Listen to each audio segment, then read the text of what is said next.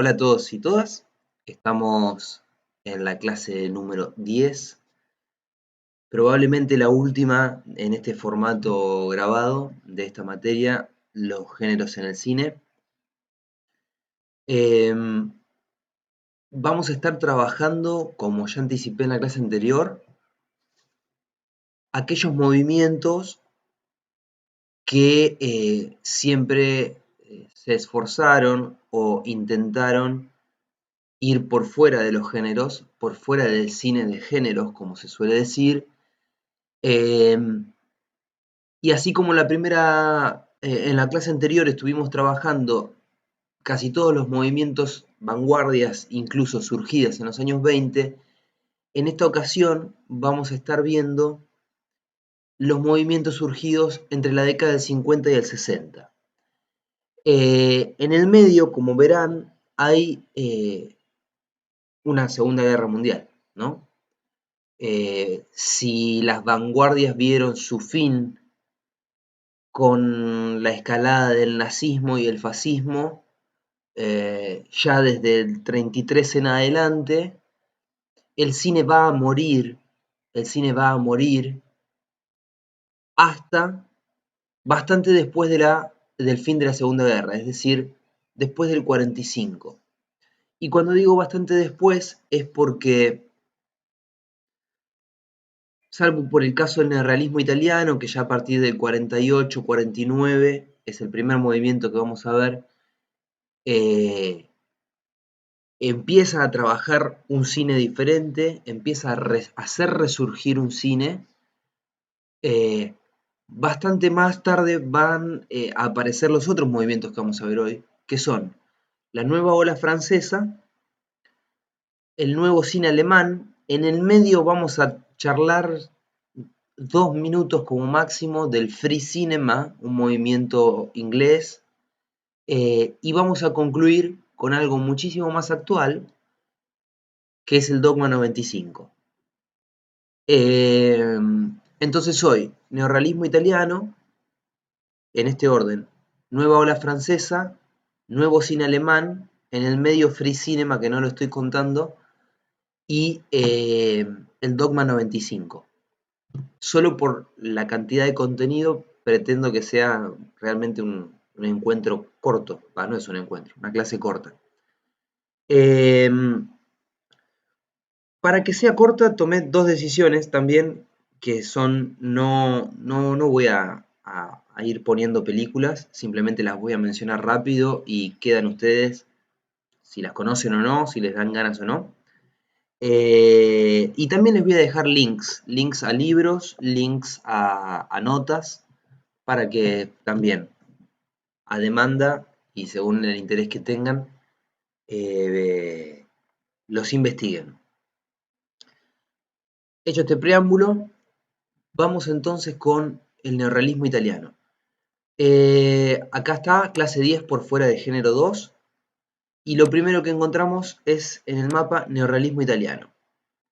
Les dejo una nota sobre mi viaje a Italia, película está el link directo a la película, un documental filmado por Martin Scorsese, nada más y nada menos.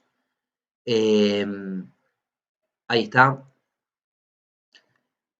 Donde Scorsese lo que hace básicamente es trazar un recorrido no solo por el neorrealismo italiano, por las figuras del neorrealismo italiano, por los grandes directores que tuvo, por sus grandes películas, sino también por Italia misma. Es decir, va a ir recuperando, ese Scorsese no es un docente de historia, pero va a ir recuperando cuestiones contextuales, eso lo puede hacer más divertido, me quedé pensando, va a ir explicando qué es lo que ocurría en la Italia de la guerra, en la Italia de Mussolini, después va a ir contando cuáles fueron las condiciones sociales, culturales, económicas de la Italia de posguerra, destruida, tal vez el país que más empobrecido después de la Segunda Guerra Mundial. más golpeado económicamente y a nivel infraestructura, etcétera, etcétera. Eh, y va a ir recuperando cuestiones contextuales y va a ir hablando también de su infancia.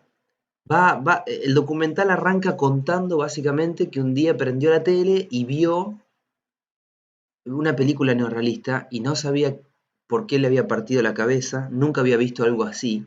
Y bueno, yo se los dejo ahí, podría en este momento estar poniendo imágenes y pasarlo por alto, pero encontré el documental entero, lo cual es muy complicado porque en YouTube está dividido en 3 partes y hay solo una, y después fragmentos de la parte 1 y fragmentos de la parte 3.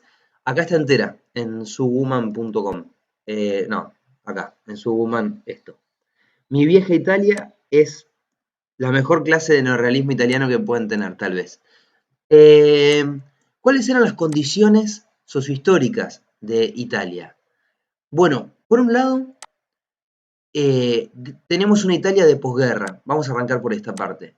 Una Italia que está destrozada, empobrecida. Eh, Recuerden que Italia la situación es similar a la de la Alemania de la Primera Guerra Mundial. Es una Italia con un desempleo altísimo. Tengamos este dato en cuenta.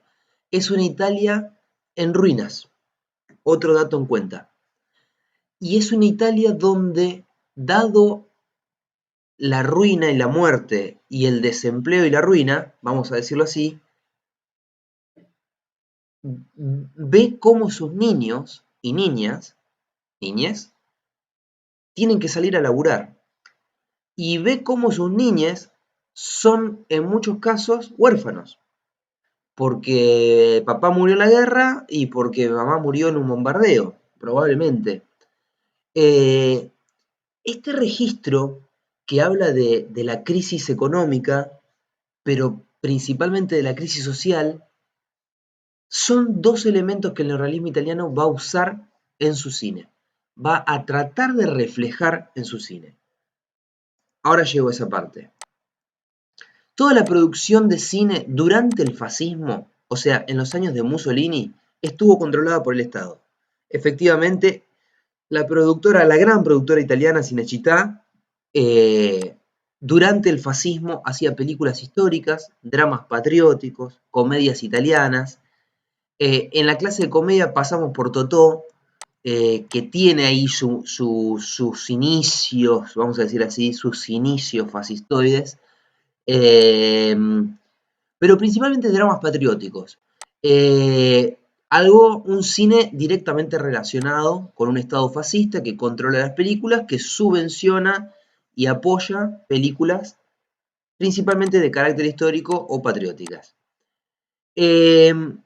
Después de la guerra, con esta Italia destrozada y empobrecida, va a llegar, como pasó en Francia, el cine de Estados Unidos. El cine de Estados Unidos que intenta colarse en todos los países que no tienen plata para hacer cine. Bien, el cine de Estados Unidos, el problema que tenía era que era totalmente ajeno a la realidad que vivía Italia. Estados Unidos en ese momento empieza a exportar todos sus melodramas, todos, como vimos en la clase de comedia, su screwball comedies, empieza también a exportar algunos westerns que tienen un revival interesante por esa época. Un cine que para los italianos no caló profundo en Italia porque Italia no tenía ni plata para ir al cine y las películas no podían ser muy graciosas, que digamos. Es en ese contexto de un fascismo que controlaba el cine, de un estilo de películas patriótico / histórico, de un Estados Unidos que intenta llenar el vacío de posguerra y no lo logra, que surge el neorrealismo italiano, a grandes rasgos. ¿Qué características va a tener este movimiento? Bueno, creo que la principal característica es su objetivo, mostrar las condiciones sociales, políticas y económicas de posguerra. Mostrar la vida diaria de la clase trabajadora y de los desempleados. Acá entran los niños huérfanos también. Un cine que es muy cercano al documental, un cine que tiene un estilo directo, un cine que está filmado en escenarios o decorados naturales, un cine que apoya esta idea de cine directo, de cine casi pseudo documental, con actores no profesionales que se mezclan con otros que sí lo eran. Esto es muy importante. En la clase pasada hablamos del realismo, pero el realismo de Hollywood dista muchísimo de este realismo.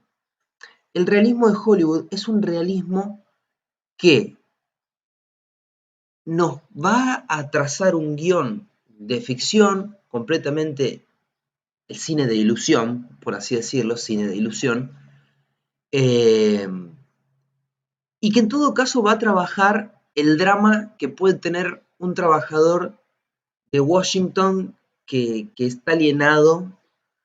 Es un realismo controlado. El neorrealismo italiano es un neorrealismo de carne y hueso. O en todo caso, es un realismo de carne y hueso.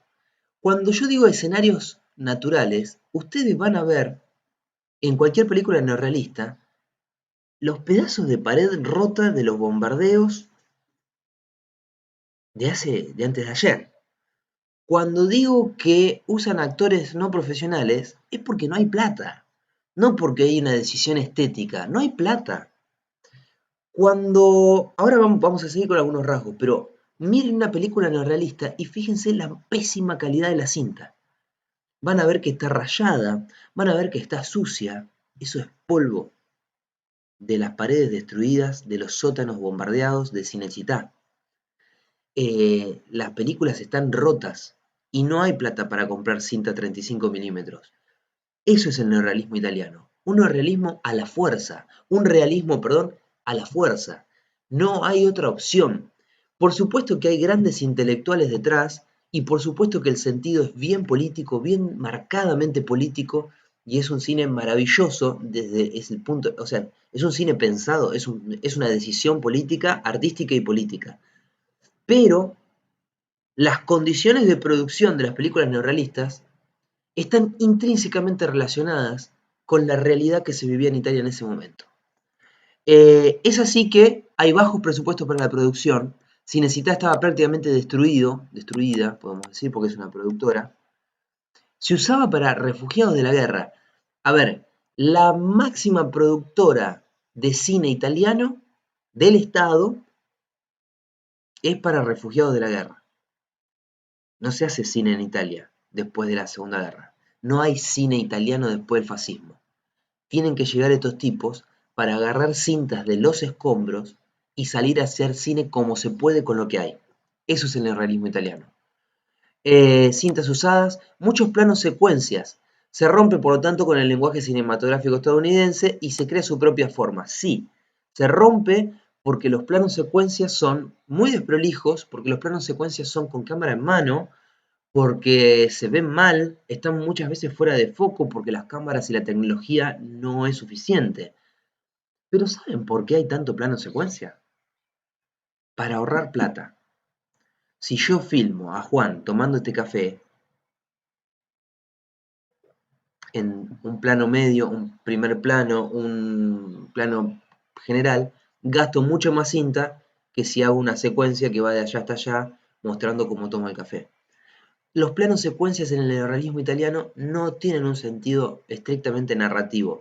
No es una decisión narrativa desde el guión. Es una decisión forzada.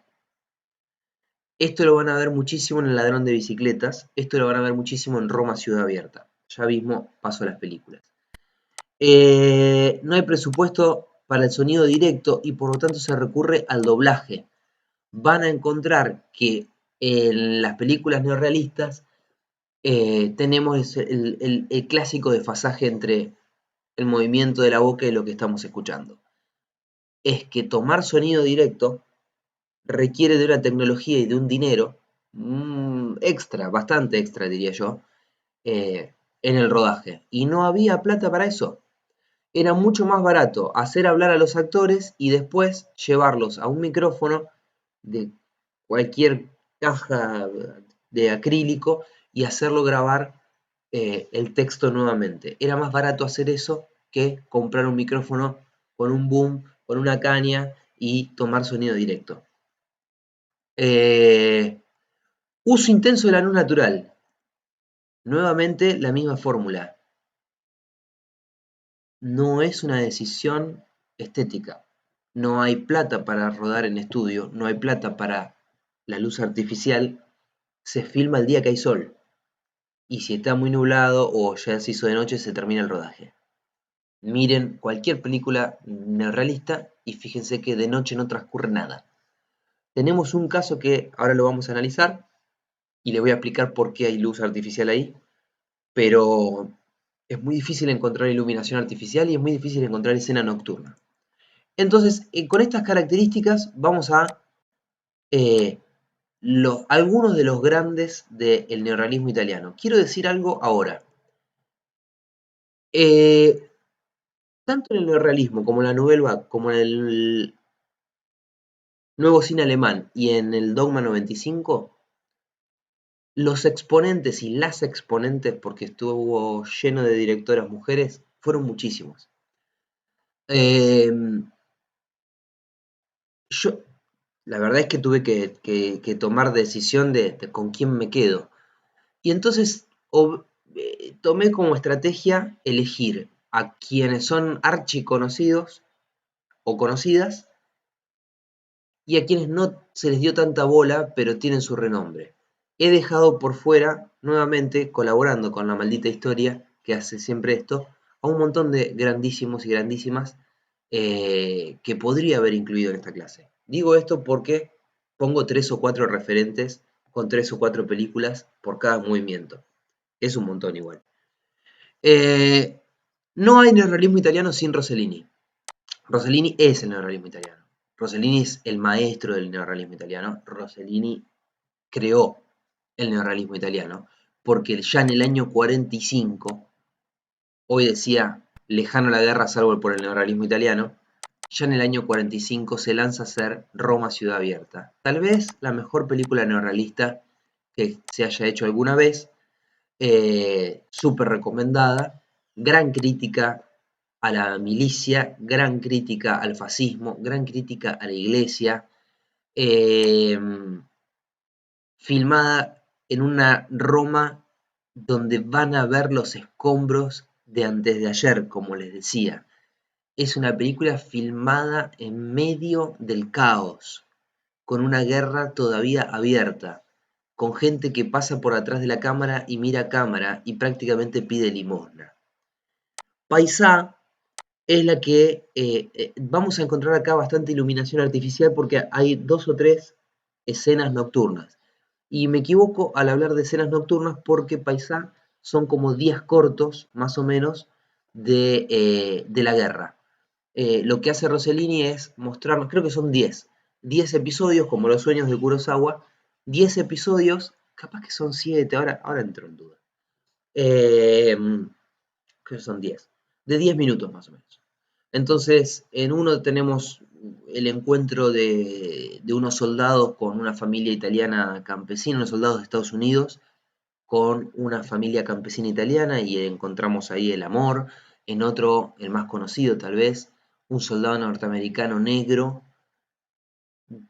perdido en el alcohol, psicótico por la guerra, que encuentra refugio en una villa llena de niños huérfanos y se hace amigo de uno, y así sucesivamente. El caso de un soldado y una prostituta son siempre vínculos entre la guerra y la realidad que vive Italia en ese momento. Huérfanos, mujeres que salen a prostituirse para poder comer, y así, y soldados, todo el tiempo soldados. El último corto y las escenas de los partisanos son, o sea, si lo van a ver, recomiendo muchísimo que por favor lo vean hasta el final y no se pierdan del último episodio o cortometraje.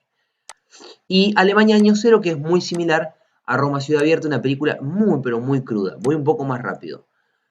El maravilloso Vittorio De Sica, que tiene algo así como la trilogía neorrealista. Después De Sica se dedicó a otra cosa. La trilogía neorrealista de De Sica es el famoso Lustrabotas, la historia de dos pibes huérfanos que lustran botas y son acusados de un robo. En realidad son engañados, terminan en un orfanato. El ladrón de bicicleta, esta ya no tengo nada para decir, ¿no? Pero es una de las mejores películas de la historia y que no la haya visto, incluso está muy buena para laburar en las escuelas, los que laburan en primaria, secundaria. Yo la laburo muchísimo en la escuela. Y Humberto D. La cruel realidad de un jubilado en los años de posguerra, dedicada a su padre llamado Humberto. Humberto de Sica, Humberto D. Luchino Visconti es el menos neorrealista de todos.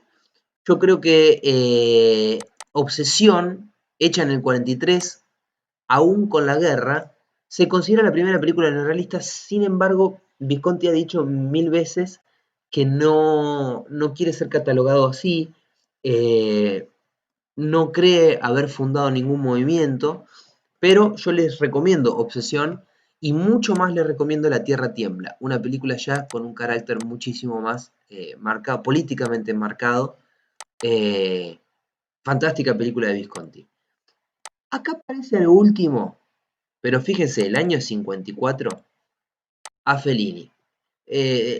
Fellini no es neorrealista. Yo pongo fin del neorrealismo. Es una película producida por Dino De Laurentiis. Dino De Laurentiis, productor de, de monstruos como David Lynch, ¿no? Ya La Estrada tiene otro presupuesto, ya rompe con muchísimos de los... Fellini tiene plata para comprar sus cintas, hay algunos y otros planos secuencias, pero no es una película destrozada, no requiere doblaje, eh, pero es considerada neorrealista esa película.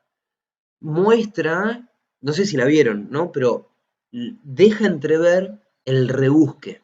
Y ahí empieza a aparecer lo felinesco. Lo tener que salir a buscar el mango, el vago, el haragán, el que labura, el que se rompe. Hay ahí como son unos amigos, digamos, que cada uno tiene sus particularidades. Pero bueno, la dejo ahí al final porque quiero pasar al próximo movimiento, que es la nueva ola francesa. Bajo y llego a la Nouvelle Vague, término acuñado en una entrevista y título de la entrevista, la nueva ola. Ya había empezado la nueva ola. La nueva ola empezó bastante antes, por lo tanto tenemos un contexto histórico, artístico, que yo quiero que se relacione con lo de la clase pasada. Yo pongo, luego de las vanguardias, el cine francés se estanca. Hay algunos casos aislados, como el cine de Renoir, el cine de Cocteau, el cine de Bresson. ¿Qué quiere decir que después de las vanguardias el cine francés se estanca? Tenemos el impresionismo, tenemos el surrealismo, tenemos el dadaísmo, y tenemos ahí una década del 20 y 30 hasta la guerra, con una Francia productora de un quiebre cinematográfico más grosso que el otro. O sea, lo que ocurre en ese periodo en Francia, principalmente en la década del 20, transformó la historia del cine, lo vimos en la clase pasada. Pero el cine que viene después de las vanguardias es un cine casi paralizado. Es muy poco cine por la guerra y es un cine que tiene, eh, por un lado, copia las maquetas de género de Estados Unidos, pero por otro lado, aparece el cine francés de carácter intelectual. El cine francés de carácter intelectual, yo pobre Cocteau, pobre Bresson. Cocteau era considerado surrealista, lo dije la clase pasada, viene del surrealismo. Bresson, que para mí es de una sencillez exquisita, es considerado dentro de este circuito de intelectuales. Y Jean Renoir también. Bueno, más allá de esos tres, que van a ser rescatados por la Nouvelle Vague, principalmente Renoir, hay toda una corriente de vamos a hacer películas complicadas. Y es muy poco el cine francés. En ese contexto, donde hay algunos casos aislados, este léxico COVID, horrible. Algunos casos, ¿cómo poner? Algunas excepciones, bueno, lo dejo así. En ese contexto va a ser fundamental en el año 51 el nacimiento de la revista Cahiers du Cinéma. Hoy, con el diario del lunes, la revista de crítica cinematográfica más importante que dio la historia de la humanidad. Hoy, hasta incluso yo tengo 3 o 4, vienen libros de Cahiers du Cinéma, sigue funcionando como editorial, y tenés el Cahiers du Cinéma de Hitchcock, el Cahiers du Cinéma de, yo creo que tenía hasta el de, ¿cómo es? Sí, tenía el de Lynch, bueno, son algunos libritos que siguen viniendo, pero la revista, que se consiguen todos los números en PDF, no sé, los buscan, los buscan. Si le están interesados en leer, una revista de crítica cinematográfica, principalmente fundada, dirigida, comandada por el mágico, también jodido y pedante André Bazin. Bazin va a comenzar con Cahiers du Cinéma y va a reclutar una serie de jóvenes estudiantes de cine y no solo de cine, también de filosofía, de sociología, que están ahí proyectando un mayo francés, y los va a tomar como escritores para su revista. Entonces, Cahiers du Cinéma es una revista de crítica cinematográfica comandada por Bazin y donde hay unos pibitos que escriben y analizan el cine de otros. Esos pibitos tienen los siguientes nombres: Jean-Luc Godard, un joven revoltoso; Francois Truffaut, un joven más que intelectual; Claude Chabrol, un joven que todavía tiene el surrealismo en sus espaldas; Jacques Rivette, otro que tiene el surrealismo en sus espaldas; y Eric Rohmer, un anarquista. Estos muchachos van a convertirse todos en cineastas. Y por lo tanto, acá abajo yo ya les pongo, cuando haga las películas, porque dos de ellos son los elegidos. Les voy a recomendar de Truffaut, les voy a recomendar de Godard, y tengo un Resné acá que no participó de los Cahiers du Cinéma, pero sí de la nueva ola francesa. Esta revista rechazaba el cine francés de la época, le parecía aburrido, le parecía pretenciosamente intelectual. Bueno, lo que recién decía, claro. A excepción de Jean Renoir, sí, yo creo que hay algunos números de Cahiers du Cinéma donde hablan muy bien de Bresson, y hay números donde dicen que Cocteau fue el último gran surrealista, o sea que acá podríamos ampliar. Hay algo acá que llama la atención y nadie lo puede entender, me lo han preguntado 1000 veces. ¿Es cierto que a los Cahiers du Cinéma les gustaba Hitchcock? Sí, lo adoraban. También Rossellini, que lo acabo de mencionar. También Fritz Lang. Y también Howard Hawks, por ejemplo. Incluso haciendo sus películas, su parte más de acción, incluso western. La debilidad por Hitchcock es enorme. Uno puede encontrar, no uno, 10 números consecutivos de Cahiers du Cinéma alabando el cine de Hitchcock. La pregunta es ¿por qué?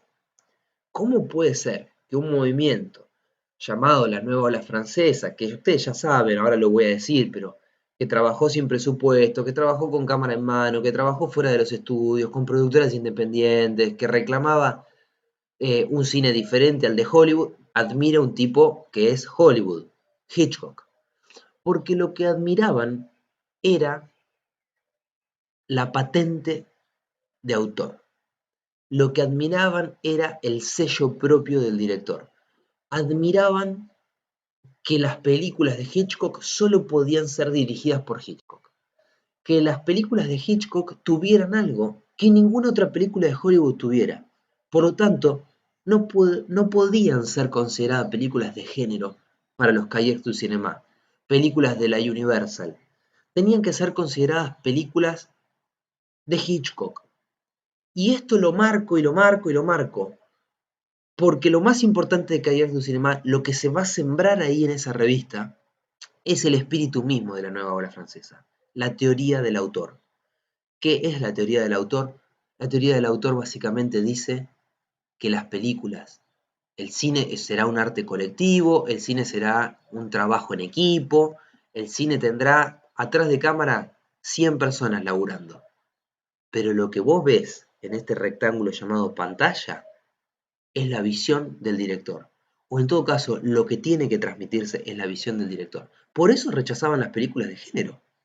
Por eso estaban tan furiosos con el cine de Hollywood, los Cahiers du Cinéma. Porque se borraba el nombre del autor y eran todas las películas iguales. Agarrá las comedias de la década del 50 y son todas iguales. Agarrá las películas de terror de la década del 50, son todas iguales. Agarrá las de ciencia ficción de la década del 50 y son todas iguales. Lo vimos en todas las clases.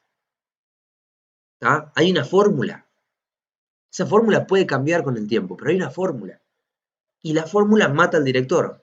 Miren mis clases de ciencia ficción y fíjense a cuántos directores menciono. A uno, a dos, a tres, creo.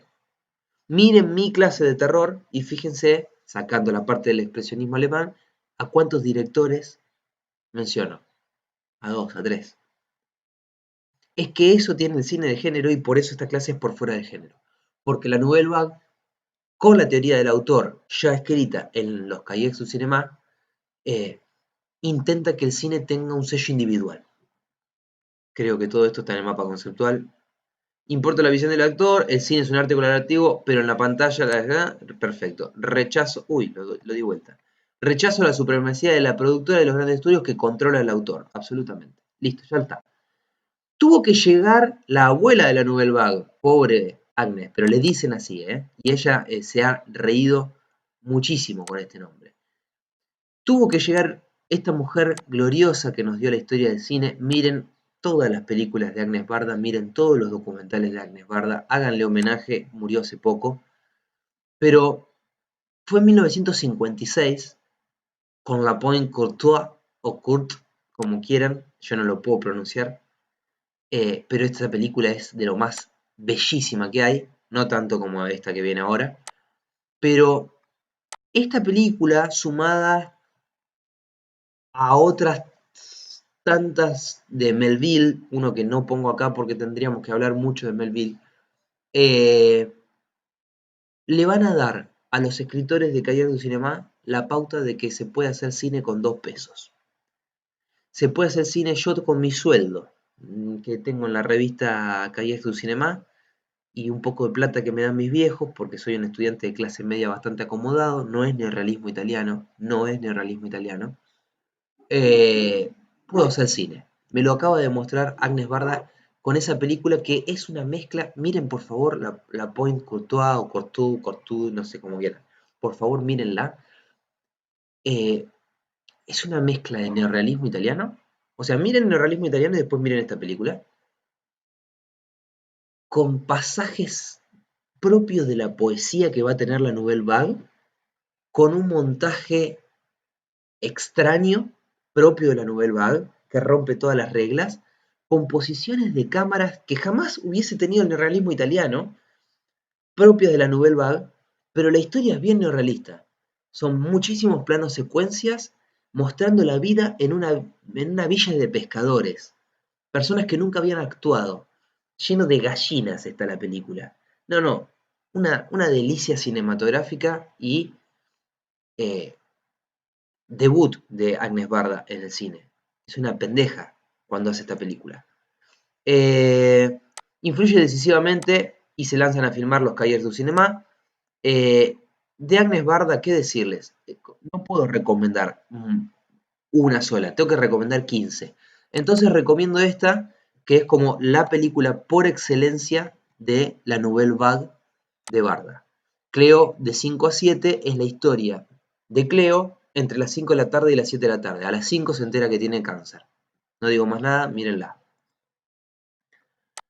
¿Qué características va a tener la Nouvelle Vague? Bueno, me gustaría arrancar por acá, por el final. La principal característica es que no tiene una característica. La diversidad de estilos es muy, muy amplia. Por lo tanto, esto responde al principal anhelo de los directores de la Nouvelle Vague, la libertad de autor, como decíamos recién. Vamos a tener películas neorrealistas como la que acabo de mencionar. Vamos a tener relatos fragmentados e incomprensibles. Acá, por ejemplo, estoy pensando en La Sierra Marienbad, que película que conocen, de Alain René. Estoy pensando en Vivir su vida de Godard, con un montaje absurdo jamás en la historia antes visto. Desde la crítica social, estoy pensando en Hiroshima Mon Amour, de René, que habla de la Segunda Guerra Mundial. Estoy pensando en Los 400 golpes de Truffaut. Hasta la poesía surrealista. Estoy pensando en las películas de Rivet, estoy pensando en las películas también del mismísimo René, o incluso en alguna que otro pasaje de Godard. Digo, hay de todo, ¿está? Algunos rasgos que sí comparten todas las películas es que el cine tiene que ser sin restricciones. El cine será de autor o no será. Ninguna productora me puede venir a decir cuánto tiene que durar mi película, ninguna productora me va a venir a mí a decir este personaje sí, este personaje no, saca esta parte, cambia esta parte, transforma el guión. Yo me banco mis películas, entonces trabajo por fuera de las productoras y al trabajar por fuera de las productoras tengo libertad autoral. Sigo. Esto va a llevar, por supuesto, a romper muchísimas reglas clásicas del cine clásico o el cine de la industria. Ya no se filma en estudios, se va a filmar en locaciones reales y exteriores. Hay una analogía acá con el neorrealismo italiano, pero tengan bien en cuenta que es un cine muy diferente. Ninguna película de la Nouvelle Vague refleja lo que reflejaba el neorrealismo italiano. Los temas neorrealistas son exclusivamente del neorrealismo. No hay película de la Nouvelle Vague que hable de la pobreza, de los huérfanos, de la falta de empleo, del drama social. No existe eso. Prácticamente no existe. Laburan otros temas. Los laburan de otra forma. Sin embargo, comparten estos rasgos estilísticos propios del lenguaje cinematográfico. Filmar en exteriores, eh, actores que recién comenzaban, bueno, el neorrealismo va más allá, directamente gente que nunca había actuado. La cámara en mano, este es un rasgo muy, muy Nouvelle Vague, y los planos secuencia. Los planos secuencia ya los habíamos visto en el realismo, pero la cámara en mano y las cintas de 16 milímetros se van a convertir en un rasgo muy, muy propio de la nueva ola francesa. ¿Por qué cinta de 16 milímetros? Porque en vez de 35 es de 16 y es más barata. Tengo una imagen de menor calidad, tengo una imagen, tengo menos cinta y tengo que aprovechar mejor el metraje, pero ¿sabés qué? Lo puedo poner en una cámara en mano así de chiquitita, puedo subirme a una moto y filmar mi película. Miren cómo empieza Los 400 golpes de Truffaut. El tipo desde un auto filmando París con una cámara así, de 16 milímetros. Bueno, ese es un rasgo que, piensen en Hollywood, hubiese estado por completamente prohibido. No filmar en 35 milímetros es como atentar contra el cine. Eso no es cine, te podrían decir en Hollywood. ¿Dónde estoy? Acá. Otro rasgo, esta la pongo yo, pero sí, lo hablé hace poco con una amiga que sabe muchísimo la nueva ola francesa y me decía que sí, que está de acuerdo conmigo. Tómenlo con pinzas. Personajes que buscan su libertad. ¿Qué quiere decir que personajes que también nos muestran su intimidad, nos muestran sus habitaciones, sus emociones? ¿Qué quiere decir que personajes que buscan su intimidad? Bueno, su libertad. Yo creo que hay una analogía entre los personajes de las películas Nouvelle Vague y los directores de la Nouvelle Vague. Si uno mira Los 400 golpes de Truffaut, es un pibe que decide escapar de su casa porque hay un quilombo. Si uno mira Vivir su vida de Godard, es una prostituta que intenta permanentemente ser libre. Si uno mira el final de La Escapada de Godard, es un fugitivo eh, que vive la vida, suelto por ahí. Si uno mira, a ver, ahora se me hizo una laguna, pero cualquier película de Rivette o de Chabrol, mujeres solas que intentan superarse y, bueno, la Pointe Courtois, una pareja que intenta recomponerse, pero vemos cómo ella busca la separación y busca su independencia todo el tiempo de su marido. Cleo, from 5 to 7, de 5 a 7, es una tipa que está casada, todo, pero cuando se entera que tiene cáncer, decide hacer la suya, vivir su vida, y de repente le es infiel al marido, y hay como un espíritu libertario en las películas de la Nouvelle Vague, muy encarnado en sus personajes. Eh, los personajes de Hiroshima Mon Amour, por ejemplo, ¿qué hace? ¿Vieron la película de Hiroshima Mon Amour? Bueno, los que me están respondiendo que sí. Eh, ¿Qué hace ella en Japón? Está casada, vive en Francia, pero va a Japón y es libre. Tiene un amorío con este japonés que le dice, vos no sabés nada de Hiroshima, bla, bla, bla, bla, bla, bla, y hace la suya. Está como en busca de su camino. Se enamora del japonés y ya odia París y no quiere volver con su marido. Construye su propia... Bueno, me estoy yendo bastante por las ramas, pero este es un rasgo muy propio de la Nouvelle Vague. Miren las pelis que les voy a recomendar, díganme si lo encuentran, si no, háganme una devolución el día que hagamos el Zoom, el Meet, perdón. Vamos con... Sí, los personajes no responden a ningún estereotipo clásico, me faltó eso. Vamos con las recomendaciones. Les dije, me voy a detener solo en 3. Bueno, en 4. De Agnes Barda, ya saben, estas dos. Y de Truffaut, que acá les pongo algunos datos interesantes, les dejo Los 400 golpes, tal vez la película más importante de la Nouvelle Vague, Jules y Jim, acá me quedó una mayúscula, hermosa película ya más posterior. Eh, Datos de Truffaut, a los 15 años fundó un cineclub, ayudante de Rossellini, y este libro, El cine según Hitchcock, yo no creo que está. Cine según Hitchcock, libro de François Truffaut, tienen que poder conseguirlo porque se consigue en cualquier parte. ¿Cuánto vale? 1400 mangos. Bueno, está, es de cúspide. Es el mejor libro de Hitchcock que se haya escrito alguna vez en la historia. Son muchas entrevistas, en realidad es como una, así, una gran entrevista a Hitchcock, puedo empezarlo así, como una gran entrevista a Hitchcock. Es un libro así, te lo lees en 2 días. No puede ser más fascinante. Eh, Truffaut era periodista, era crítico, era escritor, y es considerado el intelectual de la Nouvelle Vague. O sea, tiene estas dos películas, son brillantes. Los 400 golpes es un reflejo de su infancia, sin ir más lejos. Pero fíjense, es un tipo que a los 15 años está fundando un cineclub para discutir cine, que arranca laburando con Rossellini, que escribe en los Cahiers du Cinéma, es el que más escribió, que tiene varios libros. Bueno, nada, yo me parece Truffaut es como... No, no hay Nouvelle Vague sin Truffaut.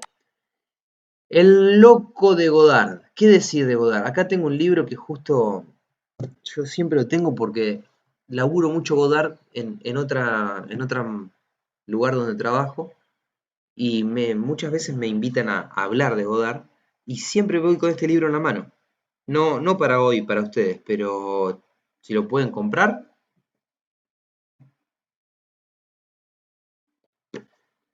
Se llama A propósito de Godard, es de caja negra y lo escribe el bestial Harun Farocki y la maravillosa crítica y docente de cine Kaja Zilberman, sueca, si no me equivoco.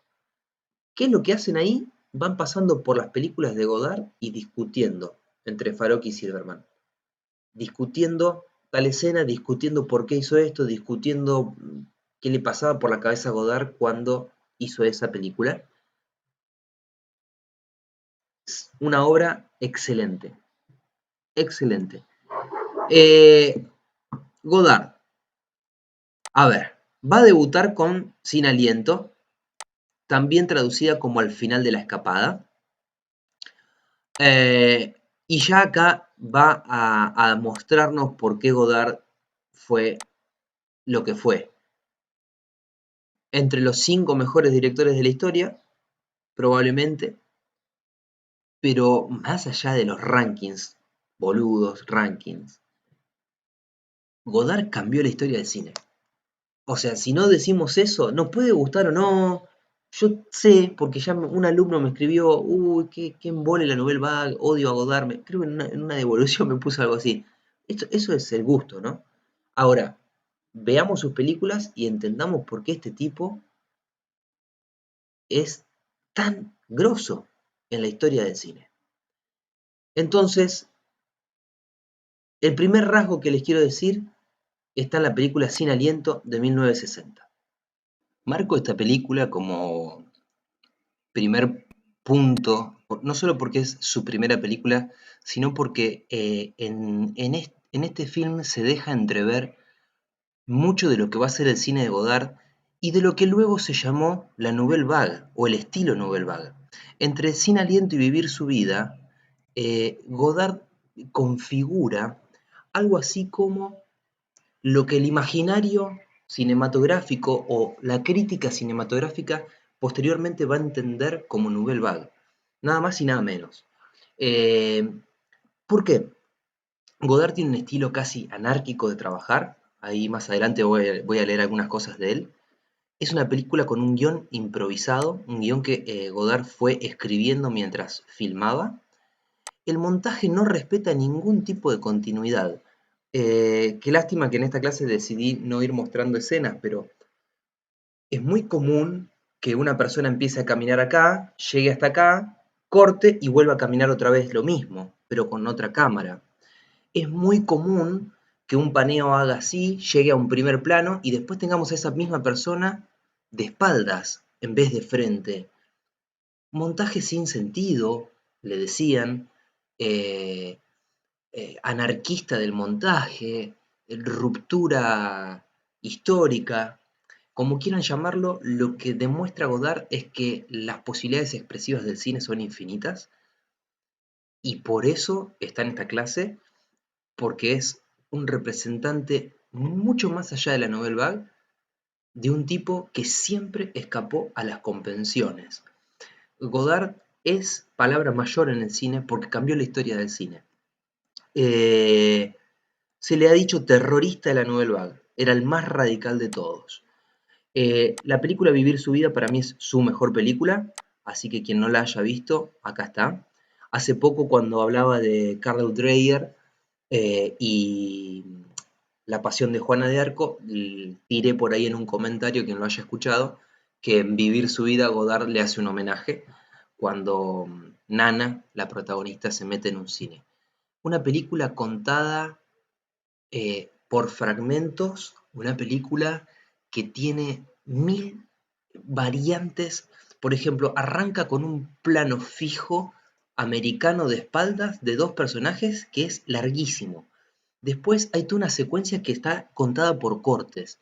Después hay una secuencia que es todo un plano secuencia adentro de una disquería. Cada escena está narrada y montada de una forma distinta. Una obra sin igual, una obra sin precedentes, una película maravillosa que más no puedo vender. Vivir su vida es la Nouvelle Vague. También Band Apart, esta la pongo en francés porque es más conocida así, Band Apart. Incluso saben, quienes sean fanáticos de Tarantino, fanáticas también, que la productora de Tarantino, en homenaje a esta película, se llama Band Apart en inglés. Frase de Godard. Mire los años, ¿no? 60, 62, 64. O sea, es un tipo que viene después de los 400 golpes, es un tipo que viene después de Agnes Barda, ¿tá? Godard llegó un cachito más tarde, pero llegó para ser el mejor. Toda historia Frase de Godard que resume su cine. Toda historia debe tener un principio, un desarrollo y un final, pero no necesariamente en ese orden. Bueno, cuando miren estas películas, cualquiera de las tres, se cumple esta premisa. El cine es el arte por azar. Cuando miren alguna de estas, principalmente Sin Aliento, podemos encontrar frases de Godard. Una recomendación. Godard tuvo muchas etapas. Tuvo su momento Nouvelle Vague, después tuvo una famosa etapa política donde él se asocia al partido maoísta y en ese sentido empieza a hacer un cine distinto. Quienes sepan de un poco de su vida eh, probablemente sepan que funda una productora que se llama Sigva Bertov, que es uno mencionado en la clase pasada, que dije que en la clase de documental lo voy a volver a mencionar, esa es la que vamos a tener por Meet. Bertov fue un constructivista ruso, eh, director de la Revolución, junto con Eisenstein, el mejor de la historia del cine ruso. Y Godard funda una productora que va a tener va a hacer películas de un fuerte carácter, obviamente comunista, socialista, de lo político quiero decir, y esto ya no tiene nada que ver con la Nouvelle Vague, el estilo, le perdura el estilo del autor, pero no es parte del movimiento Nouvelle Vague, y va a ser un movimiento, una etapa de Godard de gran apoyo al Mayo francés, algo que se ha dicho, se ha mencionado por aquí. De esta etapa, Weekend, película magistral, magistral, insuperable película, y este documental, Sympathy for the Devil, que es un documental de los Rolling Stones, pero que se va mechando con discursos, una serie de discursos políticos. Bueno, fascinante, fascinante. Lo que pasa es que creo que dura horas y horas, no recuerdo en este momento. Así que las dos son del 67, tanto Weekend como Sympathy for the Devil. Vamos con el tercero y último de la Nouvelle Vague, Alain Resnais. Ya lo conocen, quien quiera decir Resnais, puede decir Resnais. En francés, me dijo bien una amiga que está viendo allá, es René. Es el único que no escribió en la revista Caillac du Cinéma, de hecho nunca escribió, y tiene un pasado interesante. Fue montajista de Agnes Barda y fue montajista de Truffaut. Acá aprendió cine, René. René es el más creativo para mí de la Nouvelle Vague. Es el tipo que tiene un fuerte contacto junto con Jacques Rivette, uno que no puse acá, pero si quieren ver sus películas, bienvenido sea, que le está respirando el surrealismo en la espalda. De hecho, ustedes conocen el año pasado Marienbad, una película que bueno, descomunal, la vimos en la materia de transposición. Les recomiendo Hiroshima Mon Amour, es como parte de la trilogía de la memoria, y Muriel, gran película Muriel. Ahora, de su última etapa, y ya despegándose por completo de la Nouvelle Vague, porque dicen que la Nouvelle Vague muere en el 60, muere en el Mayo francés, Je t'aime, je t'aime. Yo creo que es La Sierra Marienbad, Je t'aime, es como el cine de René. Su trabajo con el tiempo, su trabajo con la memoria. Bueno, Yeten es un tipo que se quiere suicidar y no lo logra, entonces lo llaman para un experimento. El experimento consiste en meterlo en una cápsula que lo lleva a sus recuerdos. Y toda la película René la arma en función de los recuerdos del tipo. Entonces vos reconstruís por qué una persona quiere llegar a suicidarse en función de cosas que le fueron pasando en la vida. Dicho así, es una película más. Miren Je t'aime y después mándenme una devolución cuando les haya salido el hipotálamo por acá atrás. Dicho esto, dije que iba a pasar en un segundo por Free Cinema, movimiento que dicen, fíjense que el manifiesto de los jóvenes airados es del 1956, yo acá que pongo a demanda, el que quiera conocer de Free Cinema me pide, ya sea directores o películas. El Free Cinema es anterior a la Nouvelle Vague y hay todo un rumor histórico de que no podría haber habido Nouvelle Vague sin Free Cinema. El nuevo cine alemán, que es el movimiento que sigue ahora en la clase, reconoce la influencia tanto de la Nouvelle Vague como del Free Cinema. La Nouvelle Vague no reconoce abiertamente la influencia del Free Cinema. Movimiento británico de fuerte crítica a la burguesía, de fuerte crítica a la sociedad mecanizada, robotizada, futurista que se empezaba a vislumbrar en los 60, al espíritu individualista que empezaba a vislumbrarse en los 60, películas que tienen un fuerte anclaje y gran inspiración en el neorrealismo italiano, porque son de carácter casi documentalisticoide. Y bueno, listo, dije 2 minutos. Quien quiera conocer directores, quien quiera conocer películas, un movimiento que he estudiado también bastante, no tuvo tanta repercusión histórica porque murió pronto. En el 60 ya nadie hablaba del free cinema. En cambio, la Nouvelle Vague es como de los movimientos del 60 el que más transformó la historia del cine. También por los tipos y tipas, incluyendo a Agnes Varda, que parió la Nouvelle Vague. Seguimos con el nuevo cine alemán.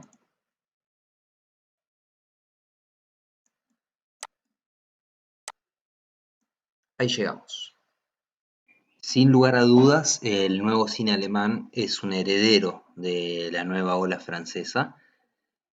Podríamos incluso decir que la nueva ola francesa o la Nouvelle Vague inspiró nuevas olas en todo el mundo. Incluso para quien sea amante del cine latinoamericano, podrá reconocer que la expansión de las nuevas olas, de esta renovación cinematográfica del finales de los 50, llega a Brasil y tenemos el nuevo cine brasilero de la mano del maravilloso Glauber Rocha.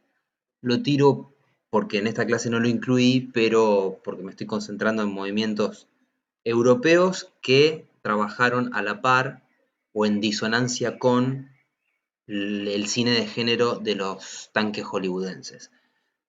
Si sigo expandiendo sería una clase infinita.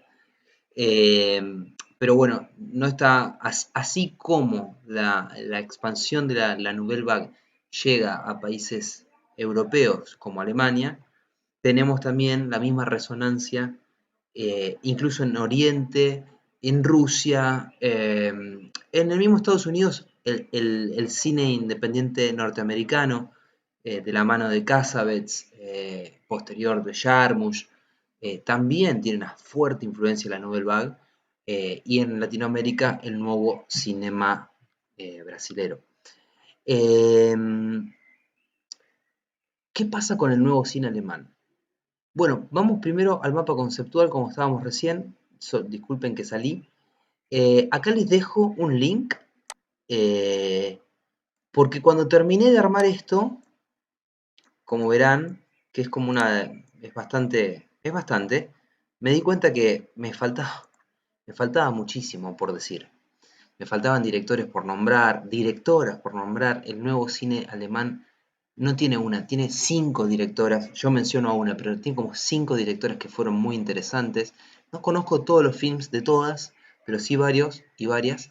Eh, y también hay un montón de manifiestos y de leyes, porque en el caso de los alemanes la transformación va a ser más también de corte institucional. Podemos decir así, a modo introductorio, que si en la Nouvelle Vague era una transformación estilística, una transformación desde la crítica cinematográfica, desde el ataque a otro cine, desde la crítica a otro cine y la construcción teórica de un nuevo cine, un reclamo teórico, un reclamo estético. En el nuevo cine alemán el reclamo es más institucional, es económico. Nosotros, los jóvenes directores y jóvenes directoras alemanes, no tenemos plata. Tenemos idea y no tenemos plata. El cine alemán no nos financia, no nos tiene en cuenta. Estamos condenados a hacer cortometrajes. Estamos condenados a trabajar en series televisivas. No tenemos espacio en la pantalla grande, no tenemos espacio en el cine.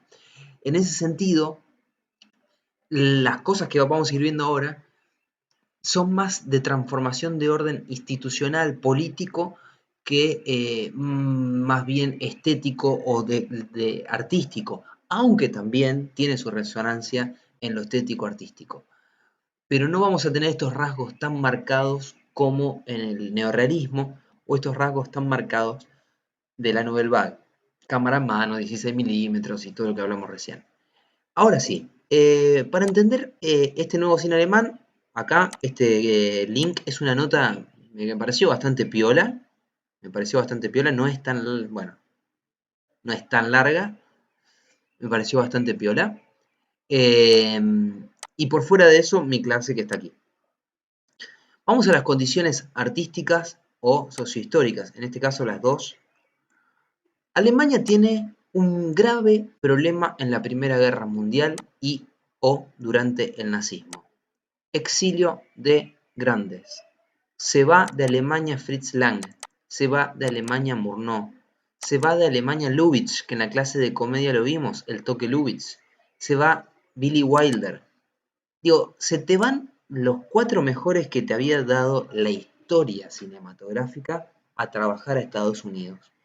Por tu Primera Guerra Mundial, por las persecuciones y por un incipiente nazismo que está persiguiendo artistas o al menos interrogándolos.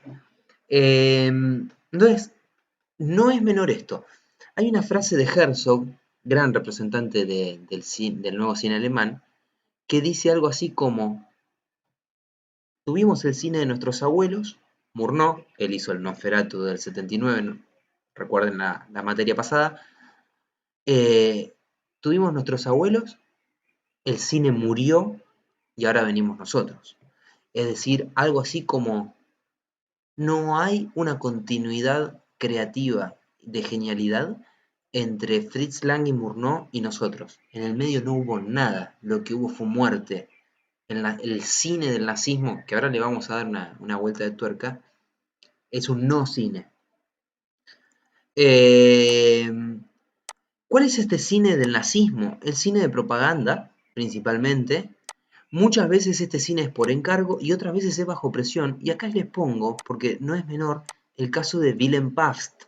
Estuvimos trabajando a Pabst, si mal no recuerdo, en la clase pasada cuando lo mencioné como uno de los expresionistas realistas y expresionistas, en la clase de cine noir y incluso en la clase de terror.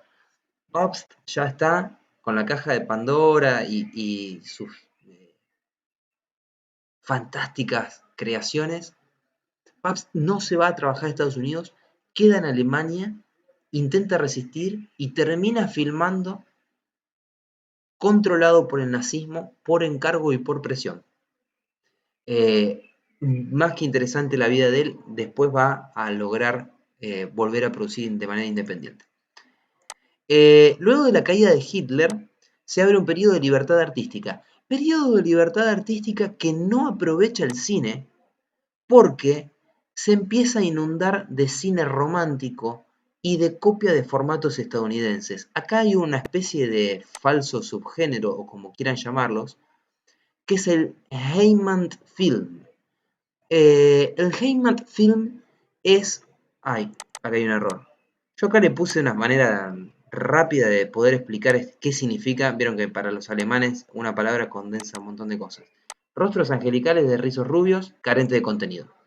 Es decir, melodramas tomados de las fórmulas hollywoodenses que, piensen ustedes, en la década del 50 estaba iluminación cenital, rostro de la actriz, rubia, blanca, bella, en primer plano, una historia de amor muy pero muy vulgar, muy pero muy, vulgar no, muy pero muy sonsa, con un final feliz. ¿tá? Ese cine es el que viene a ocupar el espacio y el vacío que deja el nazismo. Tenemos el cine de propaganda, tenemos el cine de Estados Unidos, y entonces se genera un malestar dentro de los jóvenes estudiantes de cine que dicen, ¿cómo puede ser que la última gran cosa que hayamos hecho haya sido el expresionismo? De la década del 20. Estamos casi en el 60 y estamos consumiendo esta mierda que es exportada. Habían tenido éxito en los 50, pero en los 60 ya era una fórmula que no convocaba. Claro, cuando llega este cine, empieza a funcionar bien. Perdón, no estoy hablando de películas de Estados Unidos en Alemania, estoy hablando de películas alemanas con fórmulas de Estados Unidos. Otra condición que tenemos que tener en cuenta para entender el nacimiento del nuevo cine alemán es la aparición de la televisión. La aparición de la televisión también fue importante en el nacimiento de la Nouvelle Vague Y también fue muy importante en el nacimiento del Free Cinema. Y hoy dije que le iba a dedicar 2 minutos. En el caso del Free Cinema, tienen que pensar, piénsenlo así, en el año 47, en Inglaterra se calcula que había aproximadamente, fíjense la gran diferencia, 17.000 televisores. En Inglaterra, en el 47, 17.000 televisores. En el 57, 10 años después, 7 millones de televisores. No es, esto es en Inglaterra, que es un dato que tengo. Llévenlo a Alemania, llévenlo a Francia.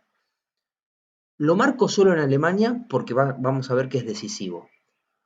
Pero, ¿qué hace la televisión? Lo hemos visto en alguna que otra clase. Lo hemos visto en la clase de terror con los Hammer Films de Inglaterra que vienen a renovar en color aquel terror en blanco y negro. La televisión va a generar puestos de laburo, pero también va a vaciar las salas de cine. Es decir, si yo puedo ver una película en mi casa, si puedo consumir esta gran novedad llamada televisión, no voy a ir a las salas, no voy a ir a consumir. Entonces cae la industria cinematográfica significativamente.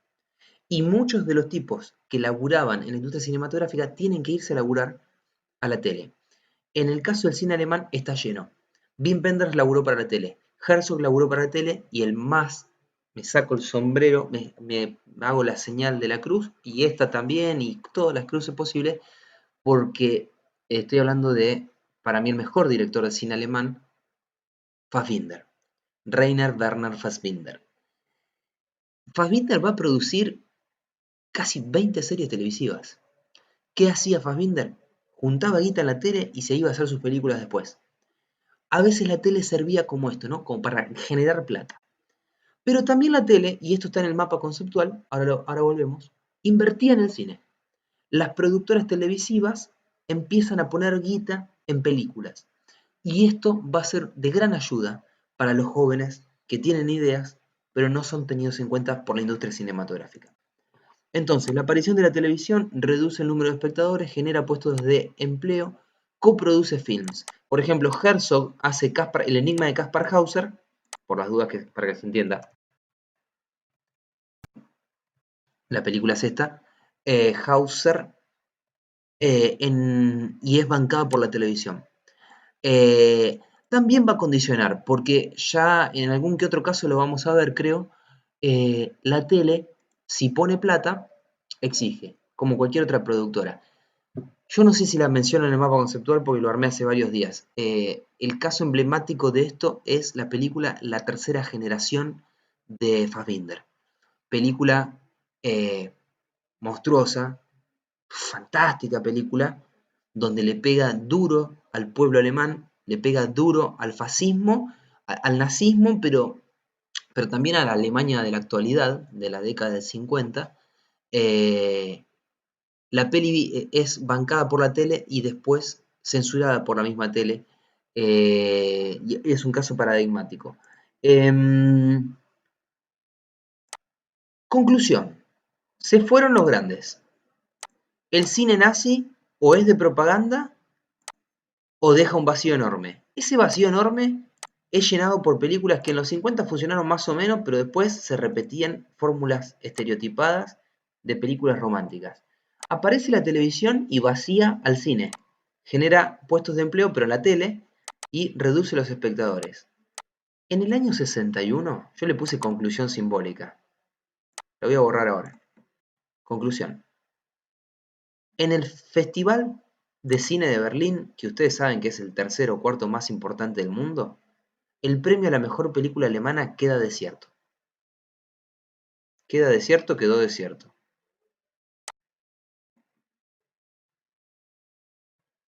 El premio a la mejor película alemana no lo pueden entregar, porque no hay en el año 61 una película alemana que valga la pena.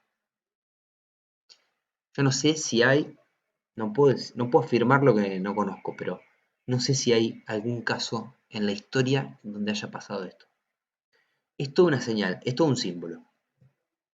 Se habían ido los grandes, había quedado un gran hueco, muy mal llenado, no había una industria cinematográfica propia que produjera contenidos interesantes, nuevos, por fuera de las fórmulas, por fuera del cine de género. En ese contexto surge el nuevo cine alemán. Y ese día va a ser en 1962 con el manifiesto, acá está, de Oberhausen. 1962, manifiesto Oberhausen. Como verán, acá les puse, hay otros manifiestos y declaraciones, pero el manifiesto de Oberhausen marcó un antes y un después en la historia del cine alemán, y muchos dicen que marcó un antes y un después en la historia del cine. 28 realizadores, jóvenes realizadores, muchos de ellos estudiantes que solo habían filmado uno o dos cortos, van a firmar este manifiesto. Es bastante largo, creo que en la nota que yo les puse no está, por eso traje un fragmentito que lo voy a leer en vivo. Presten mucha atención porque cada palabra vale la pena. La desaparición del viejo cine convencional alemán da al nuevo cine la posibilidad de vivir. Los films cortos de los jóvenes autores, directores y productores han obtenido gran cantidad de premios en festivales internacionales y han hallado el reconocimiento de la crítica internacional. Fassbinder, Herzog, Wim Wenders, entre otros, hacían cortos y obtenían un gran reconocimiento, por ejemplo, en Estados Unidos, pero no en Alemania. Estos trabajos y sus consecuentes éxitos muestran que el futuro del cine alemán está en manos de aquellos que han demostrado hablar un nuevo lenguaje cinematográfico. Un nuevo lenguaje cinematográfico. Como en otros países, léase principalmente Francia, también en Alemania el cortometraje ha sido escuela y campo de experimentación para el largometraje. Y acá viene lo más importante. Declaramos nuestra exigencia de crear los nuevos largometrajes alemanes. Nuevo largometraje alemán, nuevo cine alemán. Léase así. Este nuevo cine necesita libertades nuevas. Y acá es clave, si lo pudiera poner más grande. Libertad ante las convenciones usuales de la profesión. La clase esta se llama por fuera de género. Libertad ante las influencias comerciales. La clase esta se llama por fuera de género. Libertad ante los grupos de presión. La clase esta se llama por fuera de género. Para la producción de un nuevo cine alemán tenemos ideas creativas, formales y económicas concretas. Juntos estamos preparados para resistir los riesgos económicos. El cine viejo ha muerto. Creemos el nuevo. Años más tarde, en el 65, se va a formar el Comité del Joven Cine Alemán. Esto es dentro del Ministerio de Cultura del Estado, por supuesto. Y una ley muy importante que va a empezar a subvencionar este nuevo cine emergente. También, más allá del manifiesto de Oberhausen, hay otros manifiestos que no quiero dejar de mencionar. La declaración de Mannheim, que si la pueden leer, es del 67, es como más radical todavía. Básicamente se exige dinero, pero es muy fuerte. La declaración de Hamburgo del 79 y una muy bella, pero no la puedo conseguir en PDF, lo que encuentro en internet es una parte, yo la tengo en un libro, que es el manifiesto de las trabajadoras de cine del 79. Un colectivo de mujeres que además de reclamar un nuevo cine con una nueva forma, con nuevas ideas, como en el manifiesto de Oberhausen, también están reclamando poder ser directoras y no tener que ser más productoras, no tener que ser más montajistas, no tener que ser más maquilladoras, estilistas. La mujer en el cine, algún día me encantaría dar una clase de esto, ha tenido siempre un espacio sumamente relegado. En la década del 20-30 eran las que editaban, o sea, eran las editoras, las montajistas, porque tenían facilidad para la costura y era un puesto de laburo. Después empezó a haber mujeres productoras y por supuesto todo el mundo de la dirección de arte, ¿no? Ahora, directoras, la relación es 1 a 1000, 1 a 1000 en la historia del cine. De 1000 hombres, una mujer. Este manifiesto en este manifiesto las mujeres piden su espacio. Dicho esto, ¿qué características tiene este nuevo cine que va a surgir? Bueno, al igual que la Nouvelle Vague, una gran diversidad de estilos. No es lo mismo el cine de Herzog que el cine de Wim Wenders, que el cine de Fassbinder, y estos tres son los que puse acá abajo, ¿tá? Por eso los estoy mencionando todo el tiempo. También ahí creo que pongo algo de, acá está, Schoendorf, y algo de Jutta Bruckner, que ahora la vamos a mencionar. Influencia de la Nouvelle Vague, un cine que respete los rasgos de cada realizador, es decir, se van a montar en la famosa teoría del autor, en esta idea de que el sello de la película es el sello del autor y es ante todo una película que tiene un nombre y un apellido, porque esa es la visión del mundo de un cine que está al margen de las expectativas comerciales y de los espectadores. Cuando digo esto, me estoy refiriendo a un cine que no está condicionado por las expectativas de una productora que espera un rédito económico, y me refiero a un cine que tampoco va a reparar mucho en el gusto del espectador. Y esta es una gran diferencia con la Nouvelle Vague. Hay una frase de Truffaut, no la puedo reproducir textualmente, pero lo dijo en varias entrevistas. Nosotros hacíamos cine, la Nouvelle Vague, para que le guste a todo el mundo.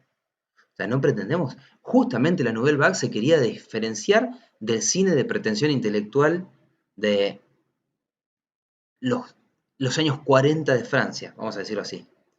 Eh, Cuando hace los 400 golpes, está pensando en una película para que le guste a todo el mundo y que la pueda entender todo el mundo. El nuevo cine alemán toma bastante distancia de eso y que salga lo que salga como salga. Eh, Jamás un tipo como Fassbinder eh, se va a preocupar si la película... Es más, si leen el libro Fassbinder por Fassbinder, que es una cosa así genial, ahí les estaba averiguando cuánto está porque lo encontré tipo en una oferta. Yo lo tengo desde hace mucho, pero a ver, espera, lo tenía por acá recién abierto. Está a 1100p. Este libro. Fantástico, fantástico, fantástico. Bueno, ahí él lo dice. Yo he ido a películas donde me tiraban con basura. Cuando pasaba al final de la película a dar unas palabras, me tiraban con basura. Jamás le importó, jamás le importó. Sí le importaba la guita, porque sin guita no podía hacer nada, pero no es un cine, el nuevo cine alemán, que esté pensado para llenar salas. Listo, concluyo esa idea de esa forma. Y cierro el libro este que lo encontré en Mercado Libre. Eh, bien, vamos a otra de las características. Va a haber un gran número de nuevos directores. Acá les puse el caso de Schlondorf, con esta película que no se la pueden perder, de una genialidad, una sensibilidad hermosa, increíble, que es una transposición. Yo no leí la novela, pero El tambor de hojalata es una gran película. Y les puse una de Fassbinder, que es Berlin Alexanderplatz, del 79, que para mí es una delicia. También va a haber un grupo de directores que va a hacer revisionismo nazi. Tendría que poner acá algo también de Fassbinder, por ejemplo, cuando hace Kampfeld-Macher o Ali, Todos somos Ali, perdón, donde trabaja el tema de la segregación racial, etc. Y, como les decía hoy, un gran número de mujeres. Yo acá les puse dos pelis de Jutta Bruckner, Sé justa y no temas a nadie, del 75, y Una joven totalmente abandonada, del 76. Fíjense que los años de las pelis, 75, 76, 78, 79, 70, 71, es un movimiento que está 10 años después de la Nouvelle Vague. ¿Tá? Un movimiento que llega mucho más tarde. Incluso es un movimiento que llega bastante más tarde de la declaración inicial del 62, que recién veíamos. Sí, 62, Oberhausen. Bien. Les elegí a tres. Ya saben, acá tienen, si quieren, algo de Bruckner, acá tienen algo de Schlondorf, pero yo me quedo con Herzog, Fassbinder y Wim Wenders. Herzog, ¿qué decir de este hombre que admiro tanto? les puse las películas que son consideradas parte del nuevo cine alemán. Ustedes me dirán, Juan, en Herzog te está faltando todos sus documentales, eh, Grizzly Man, Encuentros en el fin del mundo, La cueva de los sueños olvidados, eh, te está faltando Into the Inferno, White Diamond, los documentales de la hostia, los mejores. Si tenemos una clase de cine documental, Herzog se va a llevar muchísimo, sépanlo, porque pocos hay como él. Pero en lo que podemos considerar nuevo cine alemán, es decir, ese cine hecho con un poco de subvención de la tele, con un poco de la subvención del Estado, pero que me otorga a mí, joven realizador, la libertad de hacerlo como quiero por fuera de las convenciones, inspirándome en la Nouvelle Vague, etcétera, etcétera, del 70 y principio del 70, yo les pongo estas pelis que van a ver acá. Y lo mismo, que ya lo dije una vez, aplica para Fassbinder y lo mismo para Wim Wenders. Even Dwarf started when they were small. También los enanos comenzaron cuando eran pequeños, y andás a ver cómo se dice esto en Alemania, en alemán. Ay, Dios, qué película. Enanos que viven en una especie de asilo, orfanato, cuyo gerente también es un enano, y se sublevan y prenden fuego, y lo secuestran al enano gerente y empiezan a hacer travesuras. Herzog es un tipo que, ya lo saben, no es una clase de Herzog, podría dar 50 porque lo adoro, pero es un tipo que trabaja el personaje outsider, trabaja la deformidad, trabaja lo que está por fuera de la norma. Piensen que Herzog tiene una escuela itinerante de cine donde lejos de enseñar a filmar, enseña a romper candados, a falsificar permisos para rodaje, a chantajear a la policía. Herzog es un dios. Herzog es el cine hecho carne y hueso. Herzog es cine sangrante. Herzog se metió en el medio del Amazonas y filmando Fitzcarraldo con un loco como Klaus Kinski, tuvo que negociar con los aborígenes para que no lo maten en pleno rodaje. Herzog es el único director que filmó en todos los continentes. Herzog sostiene la cámara en el 90% de sus películas. Herzog filma todo a una sola cámara. Herzog es valiente, es audaz. Hace un cine que no hace nadie. Bienvenido a esta clase, Werner. Fata Morgana, documental filmado en el año 71, en pleno desierto. Ahora no recuerdo si es en los Emiratos Árabes, pero no recuerdo el nombre. La poesía que tiene son todos planos secuencias hechos desde un auto donde va filmando Herzog con un amigo. eh, Auto que tuvieron que falsificar un permiso para poder conseguirlo. El amigo era buscado por la policía, el que llevó para filmar, y tuvo que cambiar la identidad para estar en ese país. Todo así hace Herzog, lo cual lo hace fascinante.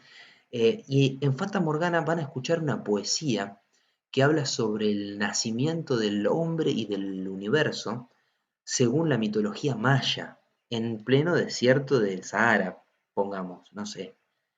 Eh, Esa mujer que lee es Lotte Eisner, una que les dejé un libro subido al PDF, La pantalla diabólica. Mujer para la que Herzog se caminó desde Múnich hasta Berlín, prometiéndole que iba a llegar antes de que ella se muera, y llegó, caminando de Múnich a Berlín, rompiendo vidrios de casas para dormir adentro. Ese es Werner Herzog. Si Herzog no es el nuevo cine alemán, la disolución por completa de cualquier regla cinematográfica de Hollywood, eso es Herzog. Bueno, su maravillosa Aguirre del año 72, filmadas en el Amazonas peruano, y hoy mencionaba El enigma del Kaspar Hauser. Acá tenemos a Klaus Kinski, que lo acompañó a Herzog en todas sus películas, o no, en todas no, en muchas de sus películas, y saben ustedes que era un psicótico, ¿no? Intentó matar a Herzog en muchas películas, intentó matar aparte del rodaje de Herzog en muchas películas, y se intentó suicidar en muchas películas. Tal es así que Herzog en el 90 y pico le hace un homenaje que se llama My Best Friend Klaus Kinski. Mírenlo, ese documental es es fuera de serie. My Best Friend. Son todos los backstage donde Herzog, narrando en voz en off, porque además Herzog tiene la mejor voz en off del universo, va contando cómo lo conoció y va mostrando imágenes de él. Bueno, un psicótico con esquizofrenia, paranoia, un delirante. eh, Impresionante. No voy a seguir halagando tanto a Herzog porque no me quedo sin palabras para otro que admiro muchísimo, que es Fassbinder. Fassbinder no firmó el manifiesto de Oberhausen. Fassbinder no estaba ahí. Siempre fue un renegado de todo. Fassbinder es el Jean-Luc Godard de la Nouvelle Vague. Es el más anarquista, es el que está más a la izquierda de, pero además es el más alcohólico, el más drogadicto, el más disidente, bisexual, se casó con una mujer, después estuvo con un tipo, después con otro tipo, después con otra mujer, eh, murió de cirrosis a los 37 años, o sea, forma parte del club de los 37, y en 37 años filmó algo así como 20 y pico de películas, 20 y pico obras de teatro y 20 y pico series televisivas. Un tipo que a fuerza de cocaína y noches y días enteros sin dormir te escribía una película en 20 horas. Yo tengo una admiración tremenda. El libro Fassbinder por Fassbinder es de las mejores lecturas cinematográficas que les puedo recomendar en esta materia, pero voy a avanzar con las películas que elegí. El amor es más frío que la muerte de 69, la Nouvelle Vague alemana, porque el estilo es igual a Vivir su vida de Godard. Macher, una película también del 69, fíjense que en un año metía dos, hasta incluso tres, hasta incluso cuatro. Macher, bueno, en el 69 tiene una que no puse acá, que es El dios de la peste, o Dioses de la peste.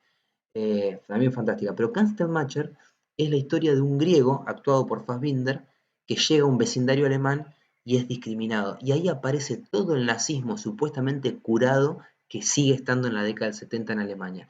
No se olviden que en la década del 70 Alemania tiene todo un revival fascistoide y también tiene lo que en Argentina fue sí, bueno, un grupo guerrillero, digamos, de ultraizquierda, en una Alemania dividida. Bueno, Fassbinder es muy crítico de todo esto. La película Macher la súper recomiendo. Además está filmada con 2 pesos con 50, con un plano general y un plano medio. Nada más.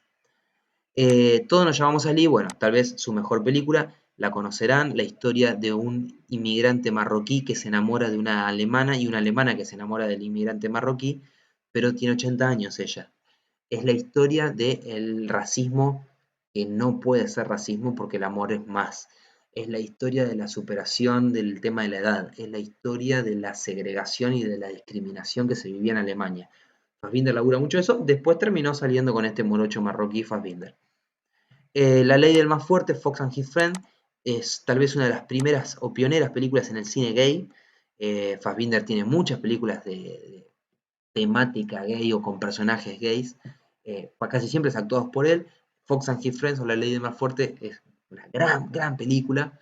Y también les recomiendo, si les interesa indagar por esta línea, Querelle, desde más adelante. Querelle es una película ya muy fuerte, tuvo muchos años prohibida porque muestra penetración anal, bueno, etc. Y El asado de Satán, también película prohibida mucho tiempo, un perverso drogadicto alcohólico bisexual que refleja perfectamente la vida de Fassbinder, pero no es él. Me voy con Wim Wenders. Pobre Wim, ¿no? Lo dejo para el final. Lo que pasa es que Wim Wenders es como el Truffaut del nuevo cine alemán. Es el que se dedicó a la crítica. Wim Wenders tiene un montón de libros, Wim Wenders saca fotos, Wim Wenders es crítico y escribe en miles de revistas y participa como jurado en miles de festivales. Wim Wenders es como, para mí, es un tipo que sabe admirar a otros y sabe decirlo. Eh, A veces quiero ser como Wim Wenders, como no tengo talento para hacer cine propio, quisiera por lo menos poder transmitir la emoción o la pasión. Eh, porque Wim Wenders tiene eso. Bueno, los píxeles de Cézanne, yo ya creo haber recomendado esto cuando vimos sí, en el taller de transposición algo de Edward Hopper, sí, de Hopper. Em, Wim Wenders participa del nuevo cine alemán, pero más como teórico. Por eso no tengo tantas pelis. Les pongo Alicia en las ciudades del 74, El curso del tiempo 75, El amigo americano, esta es una gran película del 77, y acá, solo para que no me digan, che, no pusiste ningún documental de Wim Wenders. Wim Wenders tiene La sal de la tierra, Pina, documental sobre Yasuhiro, bueno, Yasuhiro Ozu es Tokyo Ga, es un homenaje a él. Eh, no, pero además tiene Buenavista Social Club, tiene Las alas del deseo, tiene grandes películas de Wim Paris, Texas, pero no es nuevo cine alemán. El nuevo cine alemán es el del 70. Yo creo que a Tokyo Ga, por las características que tiene ese documental, que es experimental, Wim Wenders lo filma con 35 milímetros y con cámara de video y hace dialogar las pantallas.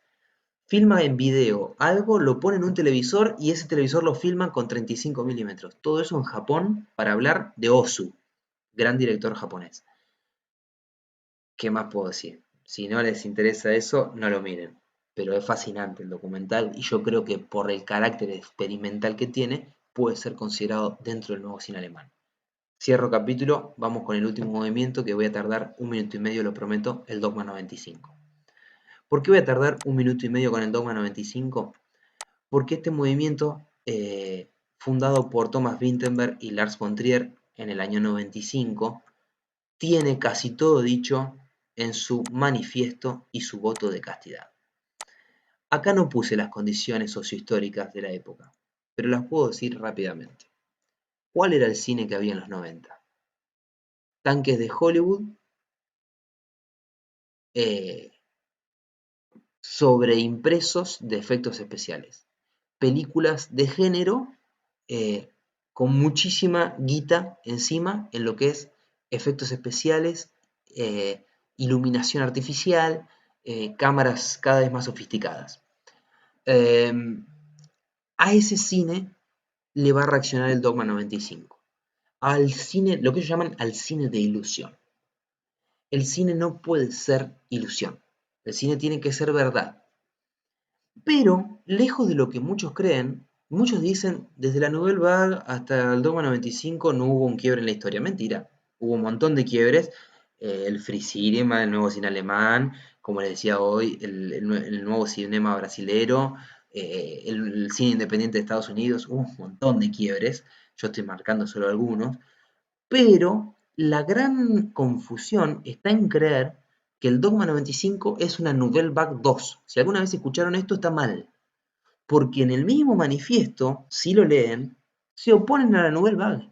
El Dogma 95 lo primero que va a decir es: el cine no puede ser algo individual. El problema del cine es que quiere que Juan Pedro Fullana quiere que se llame Juan Pedro Fullana la película. Y quiere estar él por encima de la película. No, señores. El Dogma 95 viene a decir que el verdadero cine no puede ser cine de autor. Lo contrario a la Nouvelle Vague. Ahora, después va a tomar un montón de cuestiones estilísticas propias de la Nouvelle Vague. Por ejemplo, la cámara en mano, por ejemplo, la luz natural, etcétera, etcétera. Les dejé acá el manifiesto y el voto de castidad. Es este enlace que tengo acá, donde está directamente, ahora lo vamos a leer un poquito, el manifiesto y el voto de castidad, que son las 9 reglas, o 10 reglas en realidad, que ellos se autoimponen. Incluso dicen: juro además que como director me tendré. Digo, lo pueden leer y con eso ya está, ¿no? Este manifiesto y voto de castidad lo hizo Lars von Trier y Thomas Vinterberg en el año 95, y la historia es muy graciosa si no la conocen. Lo hicieron en 20 minutos. Fue una especie de juego entre estos dos amigos daneses de clase media acomodada que tenían plata para pensar y tiempo. ¿Qué es lo que más Piensen que Lars von Trier ya había hecho mucho cine. La trilogía de la E, Europa, Euforia y Epidemia. No, Lars von Trier ya era un director casi consagrado. No, no lo consagrado que fue después, pero era un director ya. Entonces Thomas Vinterberg le pregunta, para hacer una película, ¿qué es lo que más usás? Y luz artificial. Entonces no vamos a usar más la luz artificial. Dale, ahora vos. ¿Qué otra cosa? ¿Podrías hacer una película sin música? No, ni en pedo. Entonces haremos una película sin música. Y así se autoimpusieron 10 reglas, en realidad 9 y una décima que ahora vamos a trabajar aparte, que el cine tiene que cumplir. Esas 10 reglas atentan, apuntan, destruyen, aniquilan el cine de los grandes estudios o el cine de género. Eso es el Dogma 95, así nace. En ese manifiesto, que ahora lo podemos leer, dice, el cine no puede ser de autor. Hay una frase fantástica, el cine individualista será por definición decadente. Se habla de la democratización que trae la tecnología. ¿Qué quiere decir esto? Que el Dogma 95, si bien rechaza los avances tecnológicos de Hollywood, al mismo tiempo dice, che, con 2 mangos te compras una Sony Handycam Vision, de esas de mano, ¿vieron? Que alguna vez alguien habrá tenido. Yo tuve año 90, ¿no? Con cassette de 8 milímetros y te haces una película. Te la compras en un supermercado la cámara y te podés hacer una película. La democratización, la tecnología de la mano, la tecnología trae, dicen estos daneses que pueden todos comprar el 100% de la población una cámara, democratización del cine. Y el cine tiene que estar en contra de la ilusión. Por eso el voto de castidad. Vamos. ¿Qué dice el voto de castidad? Punto número 1. El rodaje tiene que hacerse en exteriores. Accesorios y decorados no pueden ser introducidos. Punto número 2. El sonido no puede ser producido separado de las imágenes y viceversa. Es decir, no se puede utilizar música. La cámara tiene que estar en mano. La película tiene que ser a color. No puede ser en blanco y negro. ¿Por qué? Porque para la Nouvelle Vague, si haces en el año 95 una película blanco y negro, sos un pretencioso que trata de mostrarse como loco y raro. No, usa el color, tiene que ser a color. La iluminación especial no es aceptada. Si hay poca luz, la escena debe ser cortada. Los trucajes y los filtros están prohibidos. Saben ustedes que el filtro en el cine o la colorimetría es algo muy usado. La película no debe tener ninguna acción superficial, muertos, armas, etc. En ningún caso. Es decir, prohibido caer en estereotipos. Los cambios temporales y geográficos están prohibidos. Es decir, la película sucede aquí y ahora. No van a encontrar una elipsis. No van a encontrar un voy de atrás para adelante, arranco por el final, arranco por el final. Lo que Godard hacía, prohibido. Las películas de géneros no son válidas. Y esto me parece que acá podríamos cerrar la clase esta y la materia. Las películas de género no son válidas para el Dogma 95. La película tiene que ser en 35 milímetros. Pequeño problema, porque ellos mismos incurrieron en la infracción de esta autorregla. Ya mismo en el Dogma 1, ahora vamos a ver la película La Celebración de Vinterberg, incluso en Los Idiotas de Lars von Trier, se filma con video y ahí ya hay un incumplimiento por parte de ellos mismos. Y esta es la que más me interesa. El director no debe aparecer en los créditos. El director no tiene que aparecer en los créditos, es lo que dice al principio del manifiesto.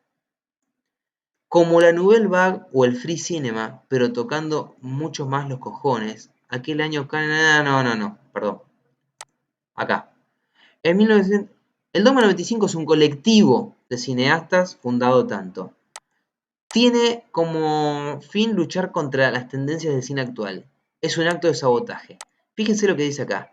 La nueva ola no se atrevía a ser más que un pequeño oleaje que iba a morir en el río convirtiéndose en lodo. Eso le dicen estos daneses a Godard, Truffaut y compañía. Los eslóganes de individualismo y libertad, Nouvelle Vague, hicieron nacer nuevas obras durante algún tiempo, pero nada cambió. La ola fue pasto de los más voluntariosos así como de los directores, pero nunca fue más fuerte que aquellos que la habían creado. El cine antiburgués se hizo burgués, pues había sido fundado sobre teorías que tenían una percepción burguesa del arte. El concepto de autor nacido del romanticismo burgués era entonces falso. Y acá viene fuerte, lo gritan.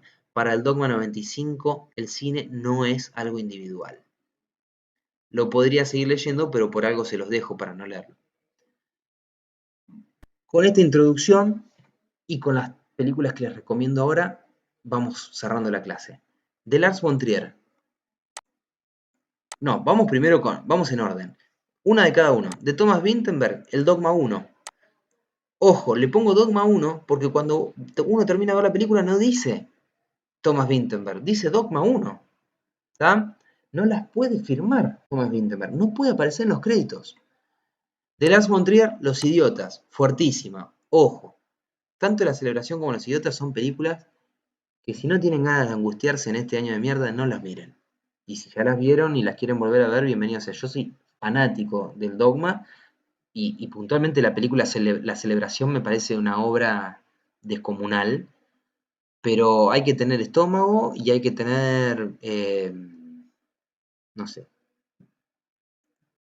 De Jacobsen les dejo Mi Fun, película Dogma 3, y acá una recomendación por amor, solo es amor esto, Falkland. ¿Saben quién la dirige? José Luis Márquez, un argentino. Es el Dogma 8. Se filmaron 35 películas, creo que eso lo puse acá. Ahí está. Hay 35 Dogma. Dogma 1, 2, 3, 35. Bueno, la Dogma 8 la filmó un argentino. ¿Saben de qué se trata Falkland? Se consigue, hay que piratearla por ahí, pero se consigue.